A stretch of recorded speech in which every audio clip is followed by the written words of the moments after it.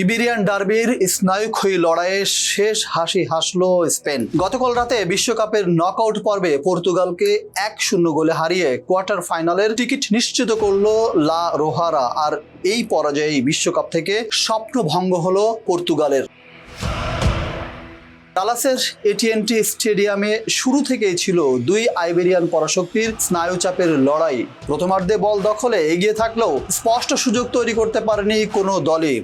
একদিকে Lamine Yamal ও Mikel ওয়ারজাবালের আক্রমণ, অন্যদিকে ক্রিস্টিয়ানো রোনালদো, ব্রুনো ফার্নান্দেজ ও বেনার্দো সিলভার পাল্টা প্রচেষ্টা, দুই গোলরক্ষকের দৃঢ়তাই সবই ব্যর্থ হয়। যখন ম্যাচ অতিরিক্ত সময়ের দিকে এগোচ্ছিল, ঠিক তখনই যোগ করা সময়ের প্রথম মিনিটে আসে নিষ্পত্তি। ফেরান তোরেসের পাস থেকে বদলি খেলোয়াড় মিকেল মেরিনো ডান পায়ের নিখুঁত শটে জড়িয়ে দেন জালের ঠিকানা। শেষ মুহূর্তে সমতায় ফেরার মরিয়া চেষ্টা চালালেও সফল হতে পারেনি রবার্তো মার্তিনেজের শীর্ষরা। শেষ বাঁশি বাজার সঙ্গে সঙ্গে 1-0 ব্যবধানে জয় নিশ্চিত করে স্পেন, জায়গা করে নেয় বিশ্বকাপের কোয়ার্টার ফাইনালে।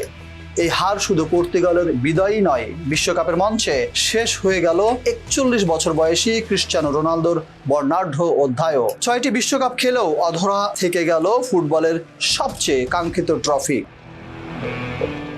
শেষ মুহূর্তের এক গোলেই বিশ্বকাপ থেকে বিদায় নিল পর্তুগাল। আর রোনালদোর বিশ্বকাপ ক্যারিয়ারের সমাপ্তিতে আবেগঘন এক অধ্যায়ের সাক্ষী থাকলো ফুটবল বিশ্ব। বিশ্বকাপের সব আপডেট জানতে চোখ রাখুন ফেস দ্য স্পোর্টসে।